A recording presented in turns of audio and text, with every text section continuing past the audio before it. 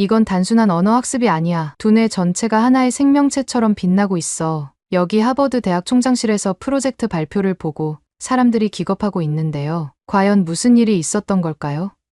안녕하세요. 저는 하버드 대학교 언어학 박사이자 교수로 활동하고 있는 소피아 그레이스입니다. 저는 공부를 오래 하느라 남편과 비교적 늦은 나이에 결혼했습니다. 늘 아이를 갖고 싶었지만 쉽지 않았죠. 그러던 어느 날 벽면을 가득 채운 언어학 서적들 사이에서 강의 자료를 정리하고 있을 때 갑자기 전화벨이 울렸어요. 임신 테스트 결과가 양성이라는 소식이었습니다. 드디어 우리의 소원이 이루어진 거예요. 전화를 끊고 나서도 한동안 멍하니 서 있었어요. 그리고 갑자기 밀려오는 기쁨에 눈물을 흘렸습니다. 임신 기간 동안 누구보다 태아에게 사랑을 쏟고 매일 책을 읽어주었어요. 셰익스피어부터 촘스키까지 온갖 종류의 책을 읽어주었죠. 태교로 언어의 아름다움을 전해주고 싶었나 봅니다. 그렇게 9개월이 지나고 우리 딸 에밀리가 태어났어요. 처음엔 모든 게 완벽해 보였습니다. 하지만 시간이 지날수록 뭔가 이상하다는 느낌이 들기 시작했어요. 에밀리는 우리를 바라보지 않았고 이름을 불러도 반응하지 않았거든요. 18개월이 지나도 첫마디를 떼지 못했답니다. 현실을 피할 순 없었어요. 결국 우리는 에밀리를 데리고 전문의를 찾아갔죠. 긴 검사 끝에 의사는 에밀리에게서 자폐 스펙트럼 장애의 징후가 보인다고 말했습니다. 그 말을 듣는 순간 내 세상이 무너지는 것 같았어요. 언어를 연구하는 제가 말을 할 수 없는 아이의 엄마가 되다니.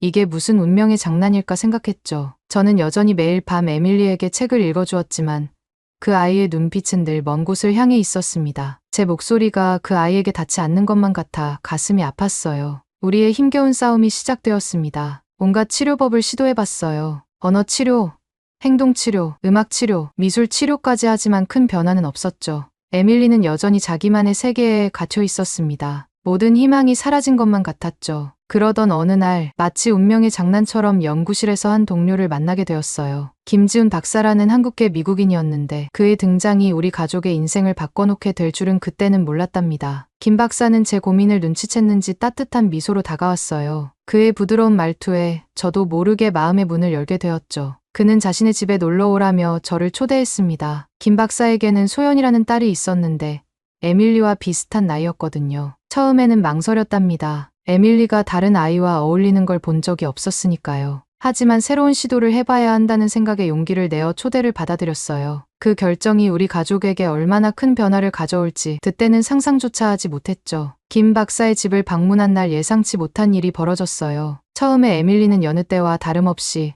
무표정한 얼굴로 소파에 앉아 있었죠. 소연이가 그림을 그리며 놀고 있는 동안 에밀리는 그저 허공만 바라보고 있었습니다. 그때 갑자기 소연이가 물감을 쏟고 말았어요. 당황한 소연이가 서랍을 열어 뭔가를 찾는 동안 우연히 서랍 안에 있던 이상한 모양의 블록들이 바닥에 쏟아졌습니다. 그 순간 믿을 수 없는 일이 일어났어요. 그때까지 어떤 장난감에도 관심을 보이지 않던 에밀리가 갑자기 몸을 일으켰죠. 그 아이의 눈이 바닥에 흩어진 블록들을 향해 고정되었어요. 처음으로 에밀리의 눈에서 호기심의 빛을 발견했습니다. 에밀리는 조심스럽게 소파에서 내려와 블록 하나를 집어들었어요. 그 모습을 보며 내 심장이 빠르게 뛰기 시작했죠. 에밀리는 블록을 이리저리 돌려보더니 갑자기 그 위에 그려진 글자를 따라 손가락으로 천천히 그리기 시작했습니다. 그 순간 시간이 멈춘 것만 같았어요. 에밀리가 처음으로 무언가에 집중하는 모습을 보게 된 거죠. 눈물이 눈가에 맺혔지만 꾹 참았답니다. 에밀리의 집중을 방해하고 싶지 않았거든요. 김 박사도 이 놀라운 광경을 지켜보고 있었어요. 그의 표정에서 뭔가 중요한 일이 일어나고 있다는 것을 직감할 수 있었죠. 조용히 그에게 물었습니다. 저 블록들이 뭔가요? 김 박사는 미소를 지으며 대답했어요. 한글 블록이에요. 우리나라의 고유 문자죠. 각 글자가 발음 기관을 본떠 만들어져서 아이들이 직관적으로 배우기 쉽답니다. 그의 설명을 들으며 깊은 생각에 빠졌어요. 어쩌면 이것이 에밀리를 도울 수 있는 열쇠가 될 수도 있겠다는 생각이 들었죠. 그 순간 오랫동안 잃어버렸던 희망이 내 마음속에서 다시 피어나기 시작했습니다. 그 자리에서 바로 김 박사에게 블록을 구할 수 있는지 물어봤어요. 다행히 김 박사는 흔쾌히 몇 세트를 빌려주겠다고 했죠. 그날 밤 마이클과 나는 오랜만에 희망에 차서 이야기를 나눴습니다. 에밀리의 달라진 눈빛에 대해 한참을 이야기했어요. 정말 오랜만에 본 집중력이었다고 마이클도 동의했죠. 다음 날부터 나는 한글에 대해 더 자세히 알아보기 시작했습니다. 김 박사의 도움을 받아 한글의 과학적 원리를 파헤치기 시작했어요. 자음은 발음 기관의 모양을 본떠 만들어졌다는 사실이 특히 놀라웠죠. 기역은 혀뿌리가 목구멍을 막는 모양을, 이은은 혀가 윗잇몸에 닿는 모양을 본떴다는 걸 알게 되었어요. 이런 직관적인 설계를 보면서 한글이 어떻게 에밀리의 학습에 영향을 미칠지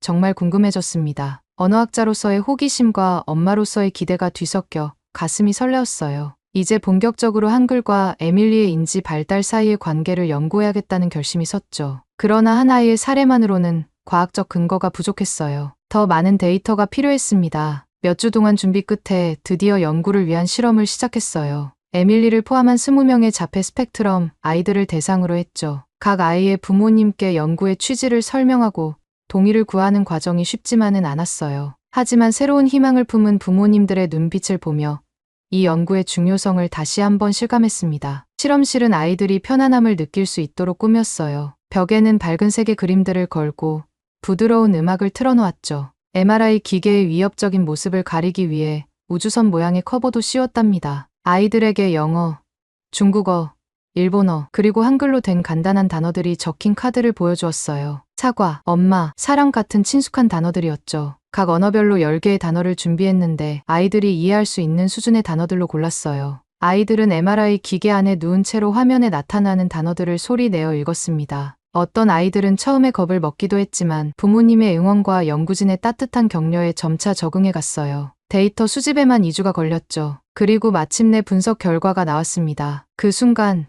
저는 제 눈을 의심할 수밖에 없었어요. 결과는 그야말로 충격적이었습니다. 스크린에 나타난 내 영상들을 보며 제 심장은 빠르게 뛰기 시작했어요. 다른 언어들과는 완전히 다른 패턴이 한글을 읽을 때 나타났거든요. 마치 잠자고 있던 뇌의 여러 부분이 동시에 깨어나는 것 같았어요. 특히 놀라웠던 건 평소에 활성화되지 않던 영역들이 한글을 읽을 때는 밝게 빛나고 있다는 거였죠. 이건 단순한 차이가 아니었어요. 마치 뇌 전체가 축제를 벌이는 것 같은 모습이었답니다. 흥분된 마음을 진정시키고 데이터를 자세히 살펴보기 시작했어요. 각 언어별로 뇌 활성화 패턴을 비교해 보니 놀라운 차이점들이 눈에 들어왔습니다. 영어를 읽을 때 아이들의 뇌는 주로 좌반구의 브로카 영역과 베르니케 영역만 활성화되었어요. 이는 전형적인 언어 처리 패턴이지만 자폐 아이들에게는 이 영역들의 활성화가 평소보다 낮았죠. 중국어를 읽을 때는 양쪽 반구의 시각 처리 영역이 강하게 반응했어요. 복잡한 한자를 인식하느라 뇌가 열심히 일하는 모습이었죠. 일본어의 경우는 더 흥미로웠어요. 히라가나를 읽을 때 특별히 활성화되는 뇌 부분이 없고 아주 작은 자극점만이 퍼져 있었어요. 그런데 마지막 한글을 읽을 때의 뇌 활성화 패턴을 보고 저는 말 그대로 숨이 멎는 것 같았어요. 좌우 반구가 균형 있게 활성화되는 모습이 화면에 나타났거든요. 특히 두뇌 인지 발달의 중요한 영역들이 동시에 활성화되는 모습은 그야말로 경이로웠어요. 전두엽의 실행 기능 영역, 두정엽의 공간 처리 영역, 그리고 측두엽의 청각 처리 영역이 마치 하나의 유기체처럼 조화롭게 작동하고 있었거든요. 이건 정말 도저히 믿을 수 없는 광경이었어요. 이건 단순한 언어 학습이 아니야. 저도 모르게 떨리는 목소리로 중얼거렸죠. 한글을 배우는 것이 언어를 익히는 것을 넘어서 두뇌 전체의 인지 발달을 촉진시키고 있어. 화면 속 내 영상은 마치 살아있는 생명체처럼 빛나고 있었어요. 한글이 시각, 청각, 운동 영역을 통합적으로 자극하면서 동시에 고차원적 사고와 관련된 영역까지 활성화시키는 모습이 너무나 선명했거든요. 이건 마치 뇌 전체가 하나의 웅장한 교향악을 연주하는 것 같았어요. 각각의 영역들이 서로 다른 악기가 되어 아름다운 하모니를 만들어내고 있었죠. 그 순간 저는 깨달았어요. 우리가 발견한 것은 단순한 문자 체계가 아니라 인간의 인지 능력을 전방위적으로 발달시킬 수 있는 놀라운 도구라는 것을요. 한글이 가진 이 특별한 힘이 자폐 아이들에게 어떤 변화를 가져올 수 있을지 생각하니 가슴이 뜨거워졌습니다. 그런데 문제는 이 충격이 이게 시작일 뿐이었다는 점입니다. 더 놀라운 발견은 그 다음이었어요. 시간이 지날수록 한글을 읽을 때 아이들의 뇌 구조가 변화하는 모습이 관찰된 거죠. DTI 검사 결과를 보면서 저는 눈물이 날 것 같았어요. 신경 가소성이 증가하고 언어 처리 영역들 사이의 연결이 강화되는 것이 눈에 보이듯 선명했거든요. 신경 가소성이란 가장 중요한 뇌 기능 중에 하나예요. 새로운 경험이나 학습에 따라 자신을 재구성하고 적응하는 능력을 말해요. 마치 플라스틱처럼 뇌가 유연하게 변화하는 거죠. 화면 속 영상은 마치 뇌 속에 새로운 길이 만들어지는 것 같았어요. 기존에 단절되어 있던 영역들 사이에 다리가 놓이고 희미하던 신경 연결이 굵고 선명한 고속도로로 변하는 모습이었죠. 이런 변화는 자폐 아이들에게 특히 의미가 커요. 보통 자폐증은 뇌의 여러 영역 사이의 연결이 약하다고 알려져 있거든요. 그런데 한글 학습이 이 연결을 강화시키고 있다니 이건 그야말로 혁명적인 발견이었어요. 이건 마치 뇌에 새로운 지도를 그리는 것 같아요. 저도 모르게 감탄사가 나왔죠. 한글이 단순히 문자를 가르치는 것이 아니라 뇌 자체를 재설계하고 있다는 사실에 가슴이 벅차올랐습니다. 이런 변화가 아이들의 실제 생활에 어떤 영향을 미칠지 상상하니 눈물이 날 것 같았어요. 의사소통의 벽을 넘어 세상을 이해하고 표현하는 새로운 방식을 얻게 될 수도 있다는 희망이 보였거든요. 이런 놀라운 발견들을 종합해 보니 한글이 단순한 문자 체계를 훨씬 넘어선다는 확신이 들었어요. 이건 인지 발달과 뇌 기능 향상을 위한 완벽한 도구였죠. 특히 자폐 스펙트럼 장애가 있는 아이들에게 한글 학습이 새로운 희망이 될 수 있다는 생각에 가슴이 뛰었습니다. 600년 전에 세종대왕이 오랜 암흑 속에서 괴로워하는 우리 아이들을 위해 밝은 빛을 만들어 주신 것 같았어요. 세종대왕의 애민정신이 대한민국을 넘어 전 세계 사람들에게 미친다고 생각하니 온몸에 전율이 흘렀어요. 이 깨달음은 제 연구에 새로운 의미와 사명감을 불어넣었습니다. 이제 우리의 연구가 세종대왕의 꿈을 현대에 실현하는 통로가 될 수 있다는 생각에 전율이 멈추질 않았어요. 한글 연구를 계속하면서 점점 더 깊이 파고들게 되었어요. 고문서들을 뒤적이고 옛 문헌들을 살펴보는 과정에서 흥미로운 점을 발견하게 되었죠. 현대 한글과 세종대왕 시대의 훈민정음 사이에 미묘하지만 분명한 차이가 있다는 거였어요. 처음에는 그저 시대의 변화에 따른 자연스러운 진화라고 생각했어요. 하지만 연구를 거듭할수록 뭔가 더 중요한 것이 빠져 있다는 느낌을 지울 수 없었죠. 마치 아름다운 교향곡에서 몇 개의 음표가 사라진 것 같은 그런 묘한 불완전함이 느껴졌어요. 이 의문을 혼자 해결하기는 어려울 것 같았어요. 한국어와 한글의 역사에 대해 더 깊이 있는 지식이 필요했죠. 자연스럽게 김 박사가 떠올랐어요. 저는 김 박사의 연구실 문을 두드렸습니다. 그의 연구실은 언제나처럼 한글 관련 서적과 자료들로 가득했죠. 제 질문을 듣자 김 박사의 눈빛이 변했어요. 그는 잠시 망설이더니 오래된 책 한 권을 꺼내 보여주었습니다. 소피아, 당신이 찾는 게 바로 이것일 거예요. 김 박사가 말했어요. 책을 펼치자 낯선 모양의 한글 글자들이 나타났죠.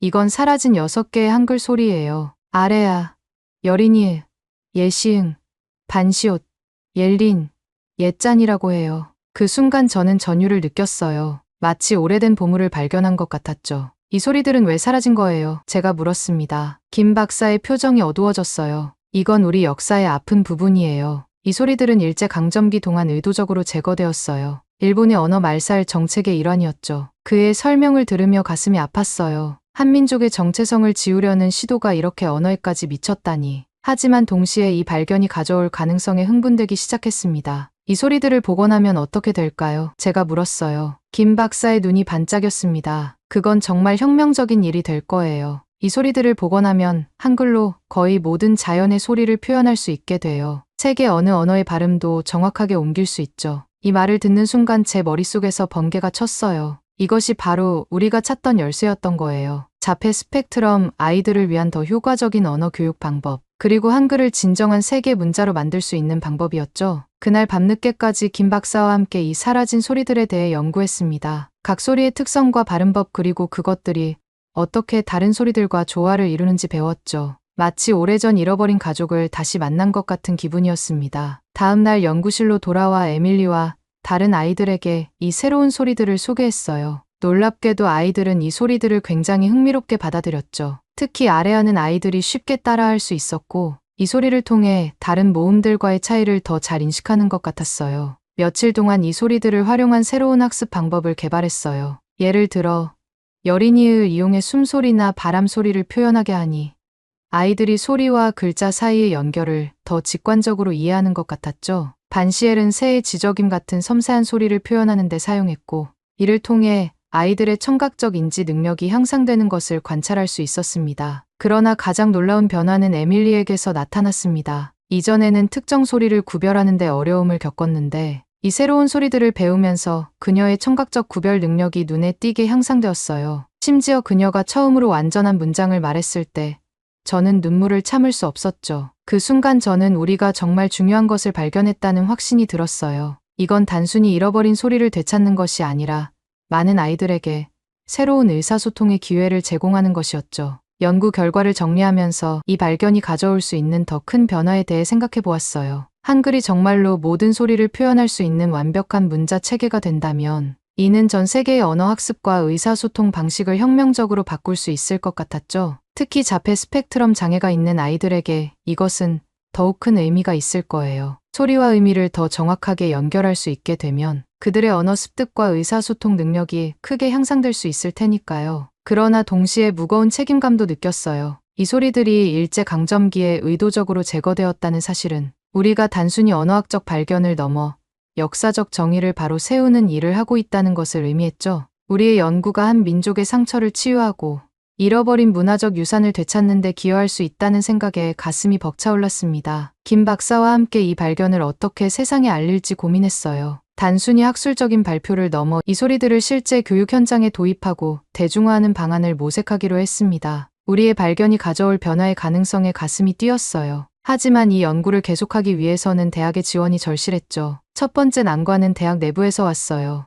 연구 제안서를 제출했을 때 대부분의 교수들은 회의적인 반응을 보였죠. 학과 회의실에서 제안서 발표를 마쳤을 때 주변의 차가운 시선이 피부에 와닿는 것 같았어요. 언어학과 주임 교수가 먼저 입을 열었어요. 이 연구는 너무 비현실적입니다. 한글을 세계 공용어로 만든다는 것 자체가 말이 안 되는 소리예요. 그의 말에 다른 교수들도 동조하기 시작했죠. 재정 담당 교수는 예산 문제를 지적했어요. 이런 대규모 프로젝트에 우리 대학의 한정된 자원을 쓸 수는 없습니다. 이건 명백한 예산 낭비예요. 심지어 평소 제 연구를 지지해주던 멘토 교수님마저 고개를 저으셨어요. 소피아, 당신의 열정은 이해합니다. 하지만 이 연구의 학문적 가치가 의심돼요. 우리는 객관적이고 검증 가능한 결과를 내야 합니다. 가장 충격적이었던 건 인류학과 교수의 발언이었어요. 이 프로젝트는 위험한 민족주의적 발상입니다. 우리는 글로벌 시대에 살고 있어요. 특정 문화의 우수성을 주장하는 것은 시대착오적이에요. 회의실을 나설 때 다리가 후들거렸어요. 복도를 걸어가는 내내 동료들의 수군거림이 들리는 것 같았죠.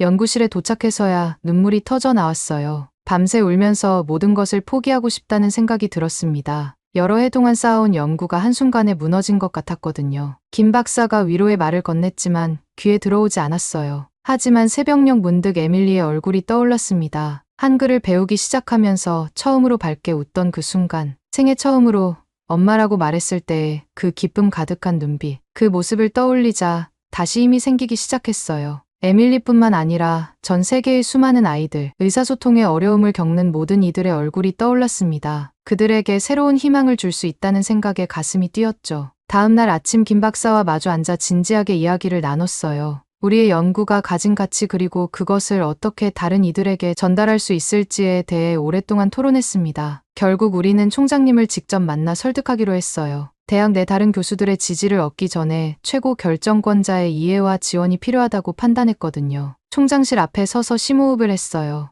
이번이 마지막 기회라는 걸 알았죠. 모든 열정과 확신을 담아 우리의 비전을 전달해야 했어요. 문을 두드리는 순간 이 프로젝트가 단순한 연구가 아니라 세상을 변화시킬 수 있는 혁명적인 시도라는 믿음이 더욱 강해졌습니다. 총장님을 설득해야 했습니다. 그 일이 결코 쉽지 않으리라는 걸 알고 있었어요. 먼저 우리의 연구 결과를 정리하기 시작했어요. 한글의 우수성을 입증할 과학적 데이터를 모으는 일이 급선무였죠. MRI 스캔 결과, 뇌파 분석 데이터, 인지 능력 향상 지표 등을 꼼꼼히 정리했답니다. 데이터를 분석하면서 더욱 놀라운 사실들을 발견하게 되었어요. 한글 학습이 자폐 스펙트럼, 아이들의 뇌 활성화 패턴을 변화시킨다는 것이 명확히 드러났거든요. 특히 의사소통과 관련된 뇌 영역의 연결성이 크게 향상되는 모습을 볼 수 있었답니다. 이런 결과를 바탕으로 실험적 교육 프로그램을 만들었어요. 에밀리를 포함한 10명의 자폐 아동들을 대상으로 8주간의 집중 한글 교육을 실시했죠. 프로그램은 매일 2시간씩 새롭게 발견한 소리들을 포함한 한글의 기본 원리부터 시작해서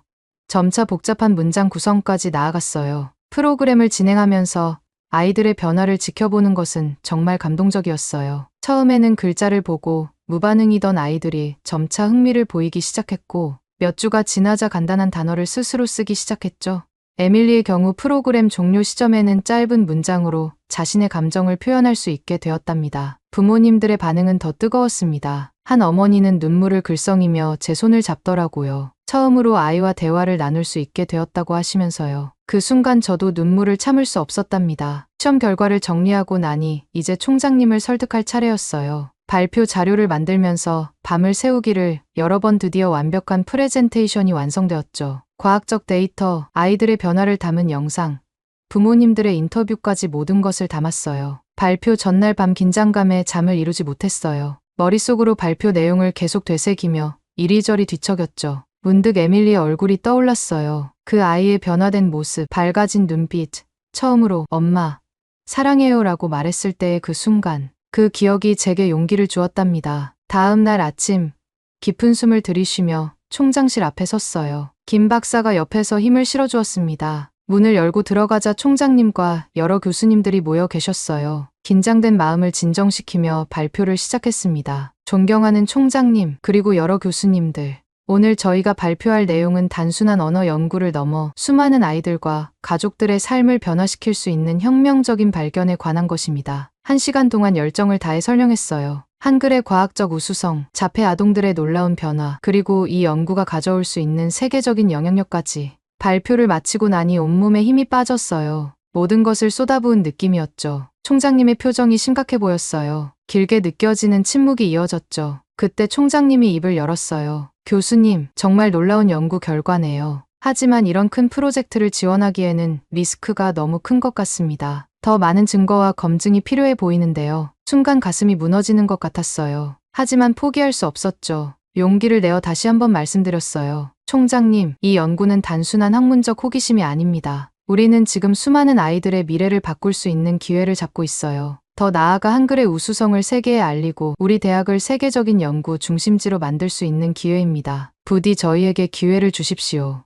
열정적인 호소의 총장님의 표정이 조금씩 변하기 시작했어요. 다른 교수님들도 흥미로운 표정으로 서로 속삭이기 시작했죠. 긴 침묵이 이어지다 총장님이 입을 열어 프로젝트의 이름을 물으셨어요. 순간 당황했어요. 앞불사, 연구의 모든 측면을 아우르는 이름을 생각해두지 않았던 거예요. 머릿속이 하얘졌죠. 그때 에밀리의 얼굴이 떠올랐습니다. 그리고 이어서 우리가 돕고자 하는 모든 아이들, 전 세계 사람들이 떠올랐죠. 그리고 문득 깨달았습니다. 우리의 목표는 단순히 한글을 가르치는 게 아니라 세종대왕의 꿈을 현대에 실현하는 거였어요. 모든 이가 쉽게 배우고 자신을 표현할 수 있게 하는 것. 그래, 바로 그거예요. 저는 떨리는 목소리로 대답했어요. 세종누리 프로젝트입니다. 총장님의 눈썹이 살짝 올라갔어요. 세종누리라, 흥미로운 이름이네요. 무슨 의미인가요? 저는 깊은 숨을 들이쉬고 설명했어요. 세종대왕의 꿈을 현대에 실현하여 전 세계 모든 이들이 한글의 혜택을 누리게 하자는 뜻입니다. 누리는 세계를 의미하는 순우리말이에요. 자폐 아동들뿐만 아니라 언어 장벽으로 어려움을 겪는 모든 이들에게 새로운 세상을 열어주는 것이 우리의 목표입니다. 설명을 듣던 총장님의 눈빛이 변하고 입가에 미소가 번지는 게 보였죠. 총장님은 이 프로젝트가 단순한 연구가 아니라 세종의 진정한 비전을 담은 거라고 높게 평가해 주셨어요. 그렇게 우리는 6개월간의 프로젝트 연구 허가를 받아냈습니다. 그 순간의 기쁨은 말로 표현할 수 없었어요. 김 박사와 얼싸안으며 기쁨의 눈물을 흘렸죠. 우리의 꿈을 현실로 만들 기회를 얻은 거예요. 총장실을 나서며 굳게 다짐했습니다. 이 6개월 우리는 반드시 성공해야 해요. 에밀리와 같은 아이들, 그리고 세종대왕의 꿈을 위해. 이제 진정한 도전이 시작된 거죠. 프로젝트 공식 승인이 나자마자 우리 팀은 본격적인 연구에 착수했습니다. 우리는 사라진 6개의 글자를 복원해서 현대 한글에 어떻게 통합할지 고민했어요. 가장 먼저 눈에 띄는 효과는 외국어 발음의 정확한 표기였어요. 예를 들어 영어의 th 발음을 여리니우스로 표현할 수 있게 되어 한국인의 영어 발음 향상에 큰 도움이 되었죠. 또한 아래아의 복원으로 한국어의 미묘한 음가 차이를 더 정확히 표현할 수 있게 되었어요. 이는 한국어를 배우는 외국인들에게 특히 유용했죠. 그들은 이제 더 정확한 발음으로 한국어를 구사할 수 있게 되었습니다. 놀랍게도 이 복원된 글자들이 자폐 스펙트럼 장애가 있는 아이들의 언어 습득에도 긍정적인 영향을 미쳤습니다. 예시음과 반시옷의 조합이 특히 효과적이었는데 이 소리들이 아이들의 청각적 주의력을 향상하는 것으로 나타났죠. 전 세계적으로도 이 프로젝트의 영향력이 확대되기 시작했습니다. 언어학자들은 한글의 과학성에 주목하기 시작했고 여러 나라에서 자국어 표기에 한글 원리를 적용하려는 시도가 나타났죠. 특히 문자가 없는 소수 민족들에게 한글 기반의 문자 체계를 제공하는 프로젝트가 시작되었어요. 이 모든 과정에서 세종대왕의 애민정신을 항상 되새겼어요. 세종대왕께서 모든 백성이 쉽게 글을 배우고 사용할 수 있기를 바라셨듯이 우리도 전 세계 모든 이들이 쉽게 의사소통할 수 있는 도구를 만들고자 했죠. 에밀리의 변화는 이 프로젝트의 의미를 더욱 깊게 해주었습니다. 새로운 글자들을 배우면서 그 아이의 언어 능력이 눈에 띄게 향상되었거든요. 처음으로 느리지만 단단한 발음으로 엄마, 나 학교 가고 싶어요 라고 말했을 때 저는 눈물을 참을 수 없었어요. 이제 우리의 목표는 더 커졌습니다. 단순히 연구에 그치지 않고 이 프로젝트를 통해 전 세계의 언어 장벽을 허물고 모든 이에게 평등한 의사소통의 기회를 제공하는 것. 그것이 바로 세종누리 프로젝트의 궁극적인 목표예요. 에밀리의 손을 잡고 연구실을 나서며 생각했습니다. 우리는 반드시 이 프로젝트를 성공시킬 거예요. 세종대왕의 꿈을 이어받아 한글의 아름다움과 과학성을 전 세계에 알리고 모든 이가 쉽게 배우고 사용할 수 있는 문자를 만들어낼 거예요. 그리고 그 여정에 에밀리와 같은 수많은 아이들이 함께할 거라고 믿어요. 이것이 바로 우리가 꿈꾸는 세상, 세종대왕께서 꿈꾸셨던 그 세상이니까요. 오늘 사연은 여기까지입니다. 한글의 위대함은 자폐아이 두뇌를 깨우고 활성화하는 데까지 영향을 미치네요. 세종대왕의 뜻을 널리 펼치는 세종누리 프로젝트 진심으로 응원합니다. 여러분은 오늘 사연 어떻게 생각하시는지 댓글 많이 달아주세요. 저는 더 좋은 사연으로 돌아오겠습니다. 감동 도서관이었습니다. 감사합니다.